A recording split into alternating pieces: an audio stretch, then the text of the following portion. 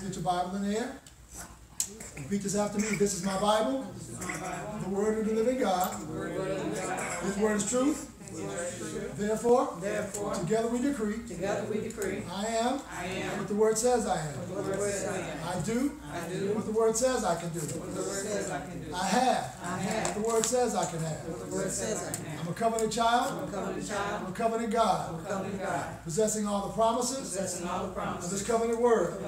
I'm a believer, not a doubter. I starve my fear when I feed my faith. God's word is first authority. God's word is final authority. If it's not in God's word, it's not in my life. Look at your neighbor. Say, neighbor. So good to see your face. And your anointing in this place. It's 2018. Go get it.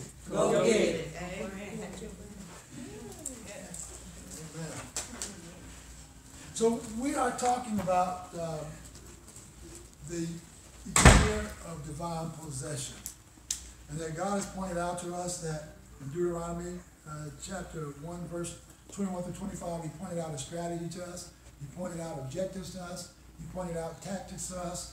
And so he said that when he places something before you, which he will place before you, what he wants you to go and to have, the direction he wants you to go in, the things he wants you to go after, he said he'll place them before you so then you can go in and you can possess it. Say, go in and possess it. All right? He wants you to go in and possess it. But the way you go in is to go up. Everybody say, go up. So he says he wants you to go in by going up to possess it. Amen? Come on, say it with me. To go in by going up to possess it. So God said, I'm calling you to a higher level of living. But in order to have a higher level of living, I'm calling you a deeper depth in me. And so that's how God, that's the strategy, that's the tactic. But the objective is so that you can actually possess what God has told you to possess because he promised it that you would possess it. The goal will take care of itself when you operate by the objective. Don't be goal-oriented. Just set goals that God gives you to set, but go after the reason, the objective, the end result, the purpose by which God wants you to set the goal, operate in the strategies that he gives you, and operate in the tactics that he gives you. Come on, let's put this first one up. So, a goal is the way it will be done. Set up your goals for the year as God has given to you. We said last year, look at the things in your life that you're going to make resolutions about. And don't make a resolution about it. Just be resolute about it and set it up as a goal and begin to ask God to show you how to conquer the thing that has been conquering you. Objectives, they bring goals to life. That's why you want to be objective-minded more so than goal-minded. The objective is the fruit. It is the result. It's the transformation that takes place that then brings the goal into being. Strategies is the path that you take so that you can be successful in whatever it is the goals are, and then tactics is how you get the job done. Those are things you employ. We went over that last week, so we won't go back over it this week. You can go back and view last week's broadcast and take a look and get all that information that you need and all the revelation you need. Today we want to start in Exodus chapter 23. Now, God doesn't just place things before us and say, go get it, right? Without giving us a way to go get it, right? Proverbs 3 says, trust in the Lord with all your heart and lean not into your own understanding. Acknowledge me, that's acknowledge God, in all your ways, and he will direct your path. So God always gives a guide for wherever he wants you to go. He always gives a guide wherever he wants you to go. And so in this process of goals and objectives and strategies and tactics, it's going to require something. It's going to require something. Let's read the word and then we will go back and we'll see exactly what is God saying is going to require. So we're going to start at verse 21 and read to verse 31. All right? Someone wanna help us out and read that? You help us out and read that? Go ahead. Beware of him and obey his voice. Provoke him not, for he will not pardon your transgressions. For my name is in him. But if thou shalt indeed obey his voice and do all that I speak, then I will be an enemy unto thine enemies, and an adversary unto thine adversaries. For mine angel shall go before thee, and bring thee unto the Amorites, and the Hittites, and the Perizzites, and the Canaanites, and the Havites. All the ites. All ites. Yeah, those ites. And I'll cut them off. Thou shalt not bow down to their gods, nor serve them, nor do after their works, but thou shalt utterly overthrow them, and quite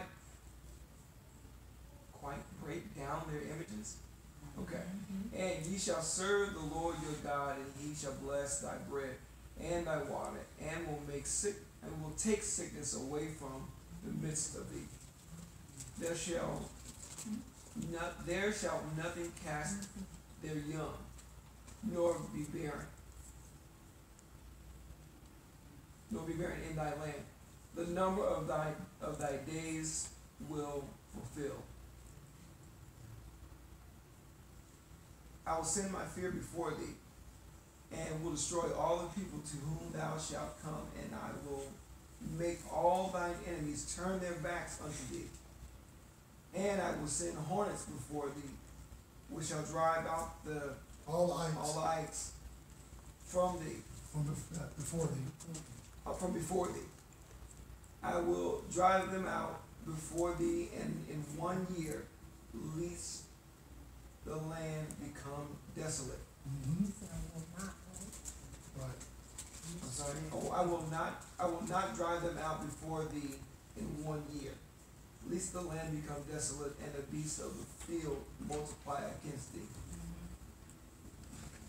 By little and little I will drive them out from before thee, until thou be increased, and inherit the land. And I will set thy bounds from the Red Sea, even unto the sea of the Philistine, and from the desert unto the river. For I will deliver the inhabitants of the land into your hand, and thou shalt drive them out before thee. Amen. Amen. Now listen, listen. God is sending instructions to us on how he wants us to do, where he wants us to do, with whom he wants us to do, how long he wants us to do, whatever it is he wants us to do. But unfortunately, we often miss the instructions that he's sending because our attention is on other things instead of on God. Amen. That's what he said in verse 21. And so when you hear what he says to you, do not rebel against what he says.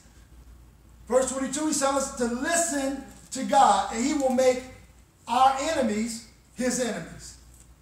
The Lord, through the angel, will bring us into the land that God has promised, the land that he has prepared, the land that he has positioned to give us to possess as a possession, the promised land that he told us about in Deuteronomy chapter 1, verse 21 through 25.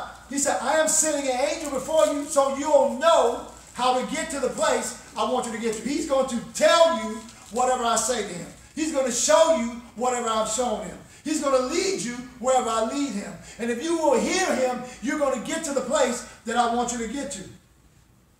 He said, God says he will completely destroy our enemies. He'll move our enemies completely out of our way. But if we get stuck in what our enemies did, serving their gods, thinking with their same thoughts, operating with the same mindset that we operated in before, or that those in front of us that he is driving out, we operate with the same thinking they operated in, the same actions they operated in, the same beliefs they operated in, living the same lives that they operated in, we're not going to get anywhere. The purpose for him driving them out from before you is because he's setting before you what he wants to be a possession for you. But it's going to require us not to get stuck in the same old mindset going into a newly purged place. This freshly pruned land, this recently purified place of promise, is something that's going to say to us, we have to get rid of the same old mindset and the same old actions and come into the actions that God wants to demonstrate to us as He leads us and as He guides us. As He opens doors for us, He is saying, I'm taking you into a new place that you don't know how to get into, so you have to do new things that I've already taught you how to do, but you haven't been doing. He said, but irrespective of you not doing it before, I want to show you what it looked like when you were doing what I said not to do instead of doing what I said to do. Look at the people in front of you, because they used to be you. They were on the outside looking in. But then I placed the land before them, and what did they do? They went into a new place with the same old mind, same old actions. They took what I purified and what I purged, and they caused it to be defiled. And I didn't move them out. I tried to give them time and time and time. Matter of fact, I gave them so much time that when the time was fulfilled, I had to find some other people that I could raise up. Say, I'm those people. I'm those people. Then I can say to them, listen, I promised your father Abraham and your father Isaac and your father Jacob. He said, I even sent Joseph before you to prepare the way for you so that whatever I send in front of you, that's what I want you to go out to possess. Don't look to the left and don't look to the right. Just look at what I set before you. Yeah, that's right. Next slide. Because it's going to require character in order for us to live in the place that God has prepared for us to live in.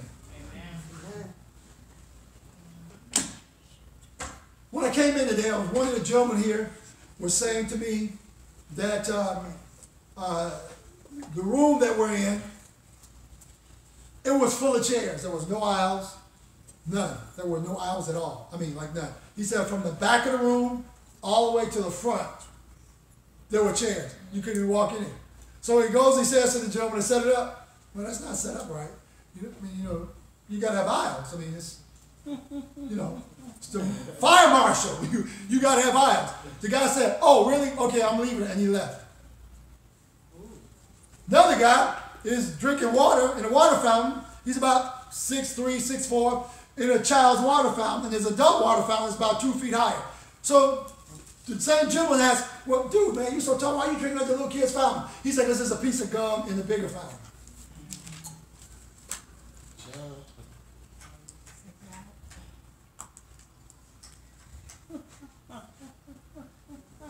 Now let me get this. Every day.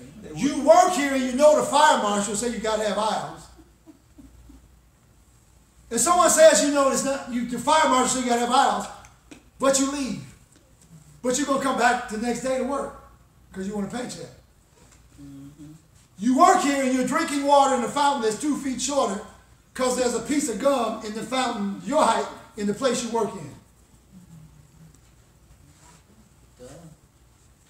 This is exactly what God is talking about right here. What? That's no character. That doesn't show any kind of character. Matter of fact, character is completely missing. I'd rather be inconvenienced in doing the wrong thing than to make a change and be convenienced in the right thing. I don't care what my name looks like. I don't care what my name sounds like. I don't care how people view me. I don't have to operate with any kind of character. I don't have to operate with any type of excellence. I'm just going to live whatever way I can live. The chairs are in there. I'm gone. You figure it out. God, I know I should be praying every day, but you know what? I seem to make it all right when I don't pray. I know, God, I'm supposed to study your word. But you know what? I seem to do all right when I don't study it. I know I'm supposed to find some time in the week and fast on my own, the fast you called me to fast in. You know you watch too much TV, you should be fasting in it. You know you're on your phone too long, you should be fasting from your phone a couple of times a week. At least a couple of hours. You know know you got a potty mouth. Then you should be doing something to get rid of what words is in your heart so you can put the right word in your heart. Oh, I slipped. You can't keep slipping all the time. If you slip, if you keep slipping the same way, you need to check yourself because something is wrong.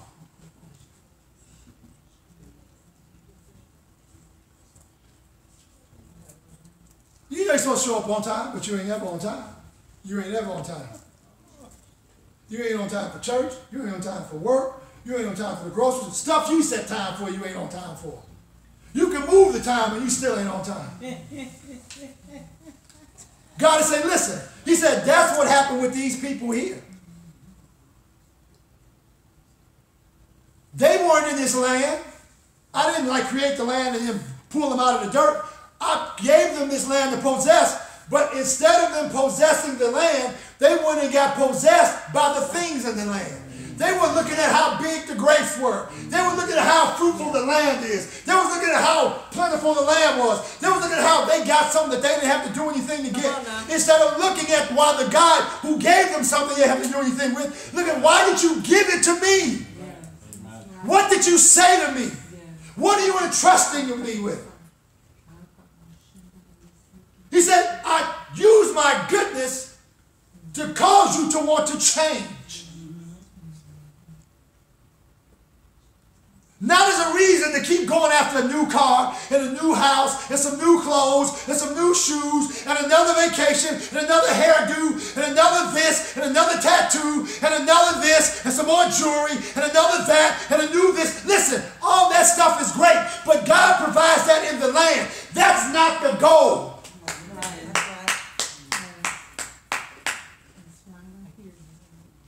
But we live this way. It's like we still struggle as believers. We still struggle with doing the simplest of things for God.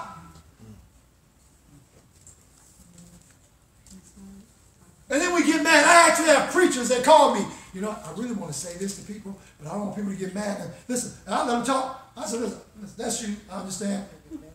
I got you. I do. You love your people. You don't want to scare nobody off. Listen, I get it. Me personally, I love my people. I'm more scared of God than I am of them. So if I say I'll tell you the truth and you get offended, you need to change. Because I'm going to tell you the truth, whether you want to hear it or not. I love you enough to let you cuss me out when you ain't around me. At least have a sense, don't ever cuss me out in front of me. I'm trying to get delivered from that. Lay hands on you. Not delivered from cussing you out, but I may lay hands on you in the kind of way that you have I like. No, I keep praying for Pastor. I'm still trying to get delivered from that.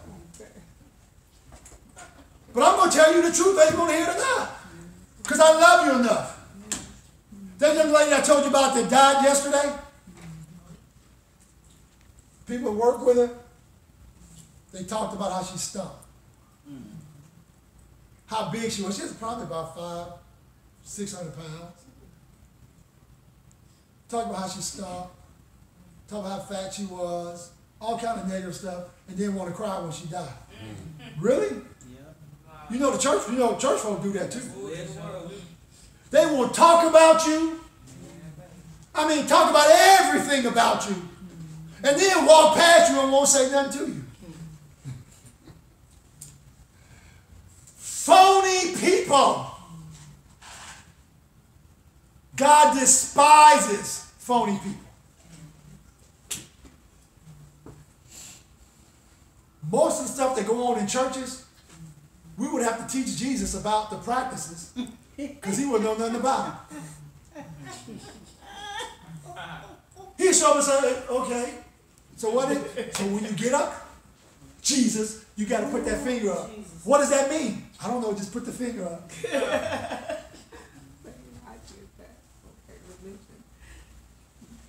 Well, Jesus, you can't sit in these seats because these seats are saved for the deacons. These seats are saved for the ministers. This for the choir.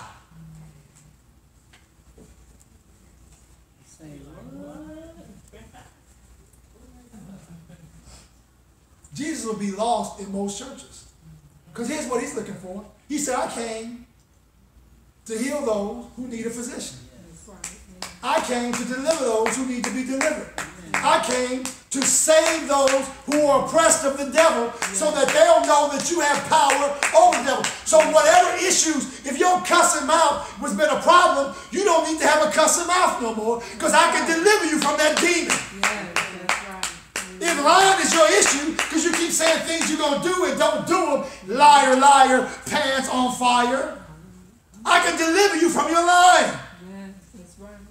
Whatever your issue is, whatever it is, Jesus said, I came to do that. I don't care about all that other stuff. I set something before you. I set a place before you. I want you to go up and possess the possessions that I promised you can possess.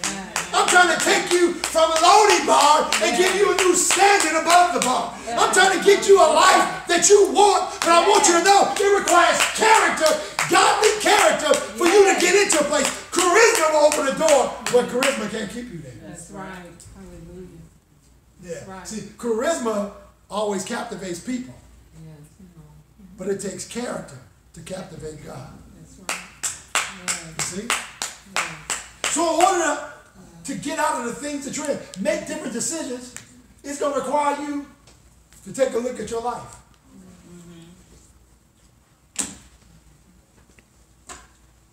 How many ways, when you look at your life, to do the things that God said to do, how many ways, avenues do you see to do it?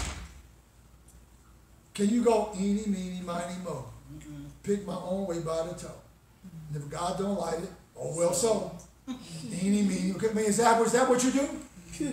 How many ways do you have to do what God said do? One. All right?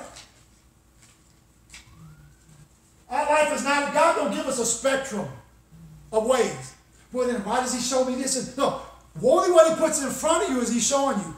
Anything else, you are looking away from the one that you should not be distracted from for the thing that is distracting you. The Word of God says, never let any man say that he is tempted of the Lord. God doesn't tempt at all.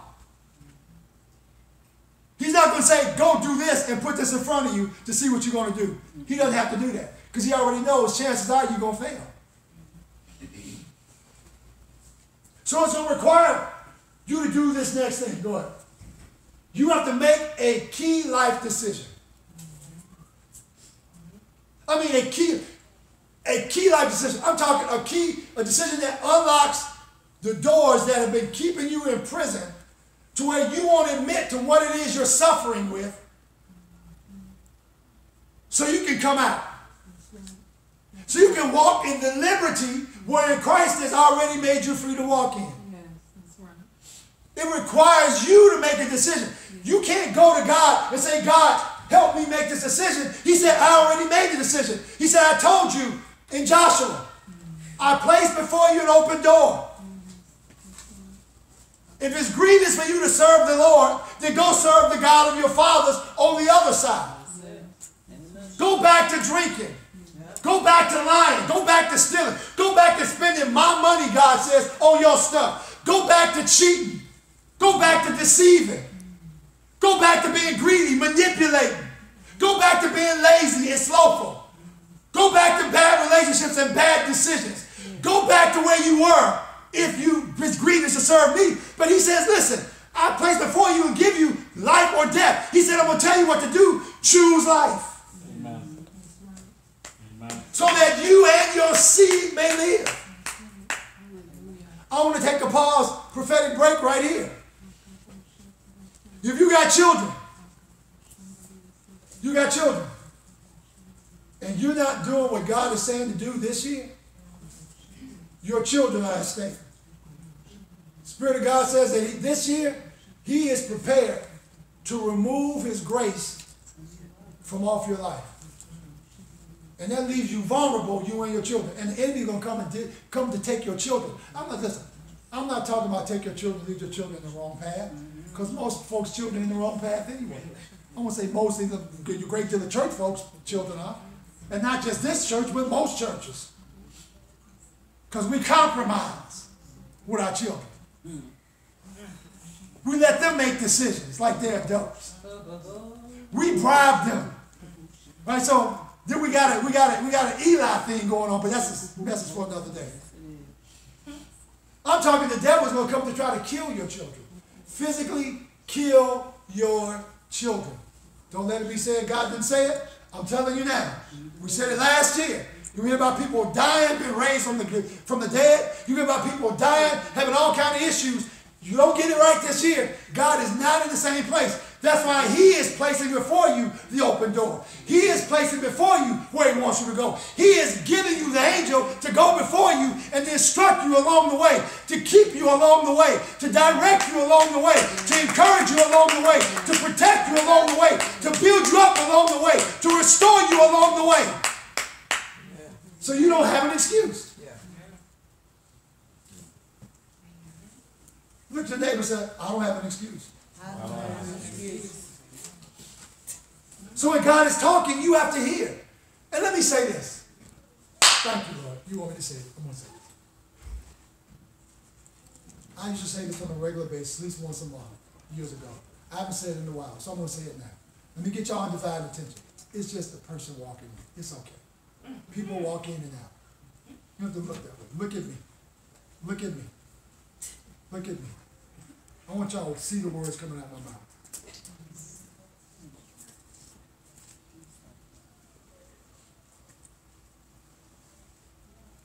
We pray for you. We really do. We really intercede for you all. That things will go well with your life. To experience God's highest and best for your life. You and your children, and your children's spouse, and your children's children, and your children's children's spouse, and your children's children's children. That's we go to God for your life. Then we go to God, tell us what you want me to know for my life, for my family, and then what you want for your family. I want y'all to look at me. Don't y'all got distracted just that quick. Listen to what I'm saying to you. This is part of what God is saying. Go back and read what Rob just read. He said he's talking, but you ain't listening. You distracted. You can't even keep. Don't let the enemy do that to you where you can't keep your mind focused on what God is saying. Because He's speaking to save your life. Speaking to save your life. I just tell you, if you don't want to hear the truth, that's the wrong place. You want to hear the truth? I'm the wrong person. Delete my number from your phone. God, playtime, we told you 2 years ago, was over. He gave us a year of transition. Ain't no playing now. Past the, no playtime. Hear what I'm saying to you by the Spirit of God. Hear this. There's nothing you're doing I don't know about. If you think you're getting over on God or me, you're not. I want to make it clear. Because I'm not saying anything to you about it. Don't mean I don't see it. Don't mean I don't know it. Matter of fact, I knew you were going to do it before you did it. I knew you was going to say it before you say it. That's part of having a prophetic pastor. But I don't go saying it to my wife or to my children or anybody else. What God say to me about you. I don't even say anything to you about it till God says so. I talk to God about what He said about you. And hopefully when I talk to you about what He says, you will change. But let's be frank. Let's be frank. Many of you have changed, and many of you still haven't. Spare your own life what you don't want to experience in 2018. Make the transitions you need to make in your life right now. We told you last week the process of making change. We talked about it on Tuesday. There's a process. If I don't want to be sleepy all the time when I get to work, I need to go get my butt to bed early.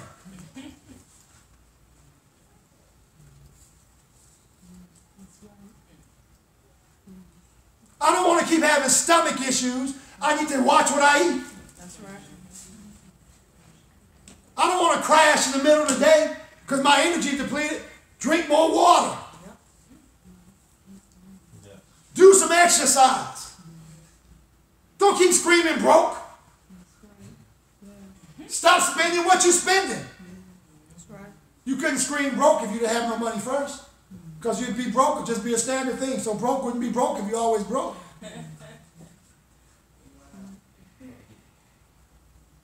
Change what you're spending. Work more hours. Hey, here's something. Here's something. God is not mocked. Whatsoever a person sows, that shall they also reap. So if you sow sparingly, All right. you will reap sparingly. 2 Corinthians 9, 8. But if you sow bountifully, you're going to reap bountifully, because God will cause all things that you do to make sure you have more than enough to do what he wants you to do, and make all grace you need with other people to abound in an abundant way, so you never have any need for more. That's right. 2 Corinthians 9, 6 through 8. So why not give more? Well, Pastor, you don't know. I'm hurt. You don't listen. This part of what God is saying. I'm talking to you. I'm sending an angel before you. I'm giving you instruction. I'm telling you how to get over what you're dealing with, but you're not listening. So you keep doing what you're doing. And let me ask you a question. How is that working out?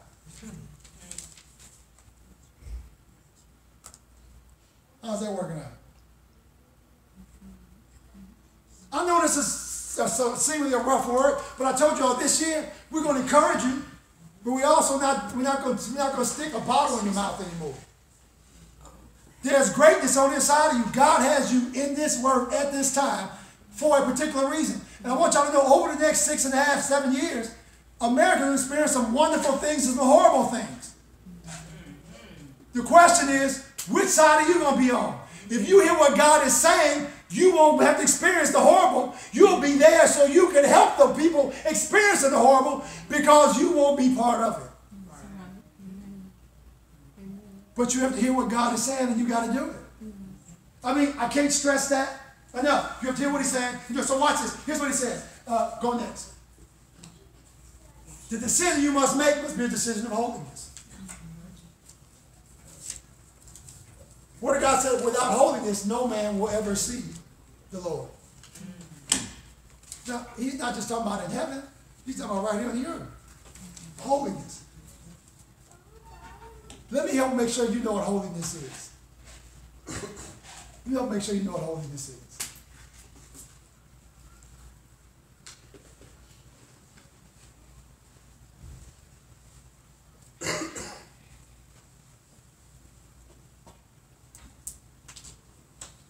Yeah, I pause because you give a Selah moment, you get people's attention. Holiness is in agreement with whatever God says. Holiness is in agreement with whatever God says. Humility is living out whatever God has said.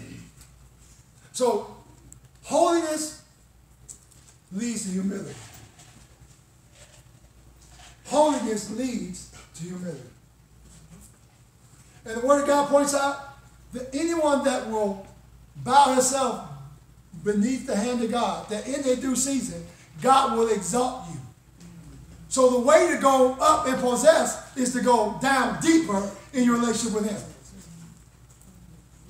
Godly character, making key decisions through godly character, and the decision is to live a life of holiness.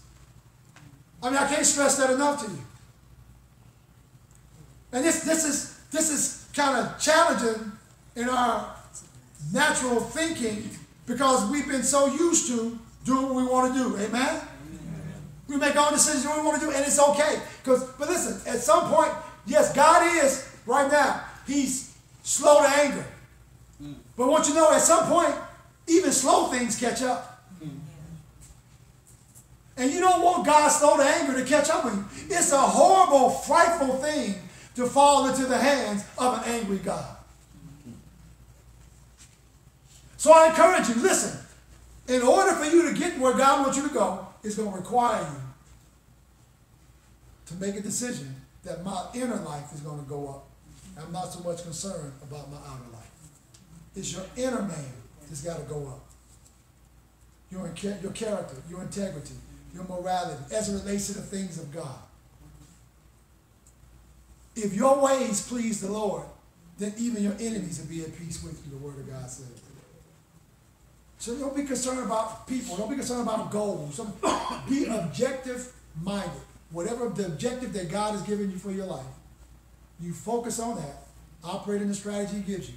Employ the tactics that He's given you with the things that He's placed in front of you. And you're going to find that you're going to have more success. You're going to be happier. You're going to be more satisfied. And your relationship with the Lord is going to just grow exponentially. You're going to be able to hear God in a way you never heard Him before. Hallelujah. See God in a way you never saw Him before. The Word of God's going to mean more to you than you ever meant before.